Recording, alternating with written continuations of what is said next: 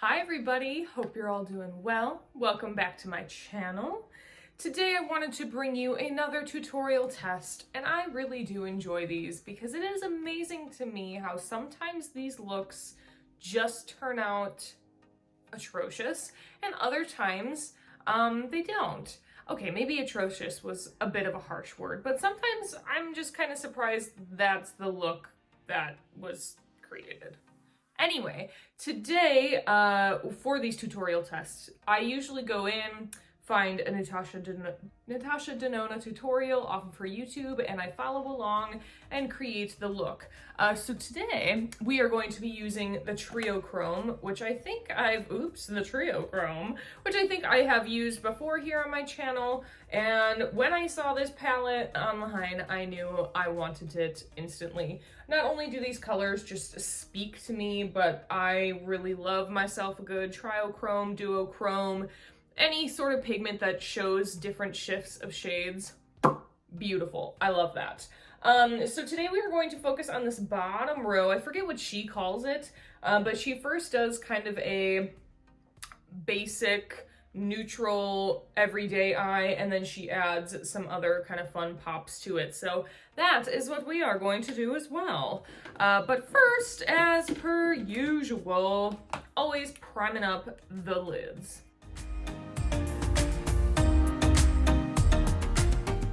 All right, so first up, she takes Diatonic and she puts that pretty much all over the lid space. Pretty simple.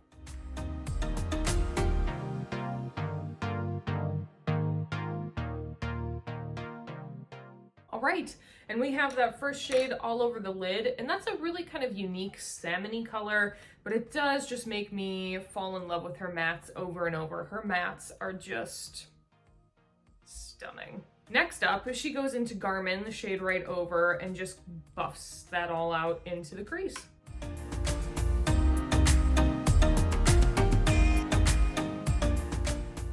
And there you have it. That is her daytime look.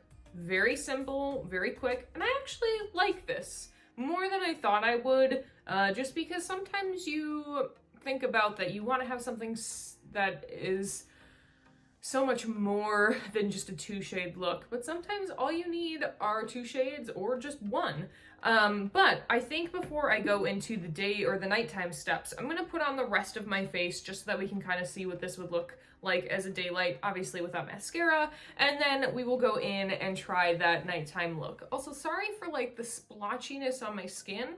Not quite sure what that is, but you know, I guess skin is skin, and she will act however she feels like acting. But let me get that face on for you, and we will see kind of what it looks like.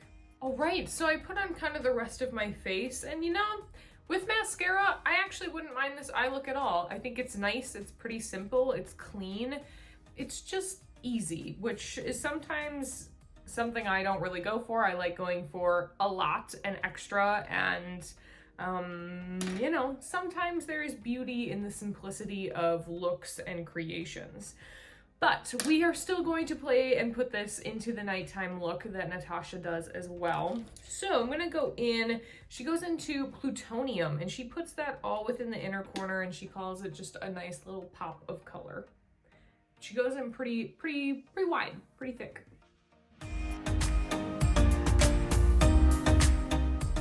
Definitely have that bright orange pop of color. And to me, Plutonium shows up much more orange on my skin than it does show in the pan. It almost looks more mustardy in the pan comparatively to the eye, which is just interesting.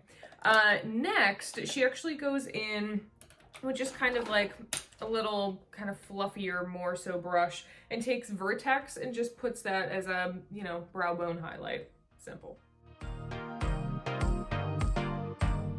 And really, I do see it lightens up just a bit, giving it a little bit more height on that brow. Then the last step is pretty simple. She just takes a damp brush and goes into Color Flip and puts that all over the lid.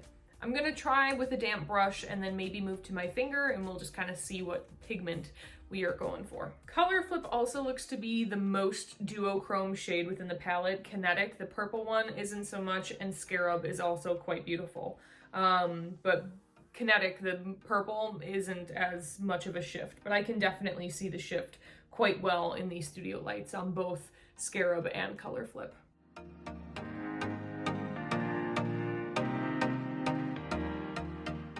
It's interesting because I actually really like this look with the peach, and when you put the duochrome on top, you kind of lose it all. But I still like both sides. I do like the pop of color on the inner corner that is pretty, but like I said, I'm kind of missing that diatonic color, but right now, it's a nice look. Nothing crazy, nothing, you know, extreme, but let me throw on some lashes and we'll close it on out. And here we are with the final look. It is nothing extreme. It's definitely a very easy look. I don't know if I would personally call this a nighttime look. I probably would add more depth in and make it maybe a little bit more something, but I do really like it. I think it is cute. I am wondering if before you put the duochrome shade on, I think it would be really pretty to do a look with the, or triochrome, whatever, the multichrome shade and make that like a liner across, because I really do love the pop of that diatonic kind of like peachy salmon color. Is really unique and is a really pretty shade that I don't think I see too often on the lids. And something like this, I feel like you see a little bit more often out in the world of eyeshadow. But I am very, very pleased that I picked up this palette. I'm not sure if it's still available or not. I know it was limited edition. I would assume it's still available, like on Sephora and her website. But yeah, I know people kind of gave it a little bit of flack because the duochrome or the multichromes or the triochromes weren't everything in, you know, in the world that it could be, but I still really quite enjoy it, and I love the matte shades. These matte shades are stunning, really easy to work with, and really can just take mere minutes to create something colorful and fun. So thank you so much for being here today. I hope you enjoyed yourself. And yeah, wherever you are and whatever you may be doing, I hope you are able to do something you love every single day. Thank you again for being here. See you on the next one. Bye!